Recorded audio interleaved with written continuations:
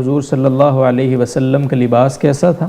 آج کل عرب حضرات جو لباس پہنتے ہیں اسی طرح کا تھا یا کوئی اور صورت تھی اس کی؟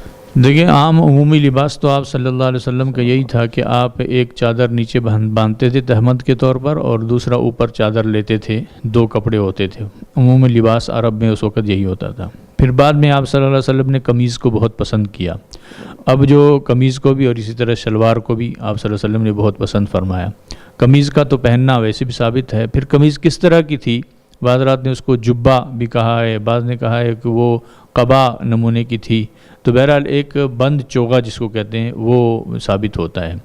لیکن یہ یقین سے کہنا کہ جو آج کل موجودہ عرب حضرات جو پہنتے ہیں، جس کو توپ کہتے ہیں، یہ آپ صلی اللہ علیہ وسلم نے پہنی ہوگی، اس کا ثبوت نہیں ہے، کیونکہ آپ صلی اللہ علیہ وسلم اور اسی طرح صحابہ اکرام رضوان اللہ علیہم اجمعین وہ تو جہاد کے خگر تھے۔ ہر وقت جہاد کرنا اور گھوڑے کی پشت پر رہنا، یہ ان کا خصوصی صفات تھیں، اور یہ توپ پہن کر آدمی 2 قدم بھی تیز نہیں چل سکتا ہے۔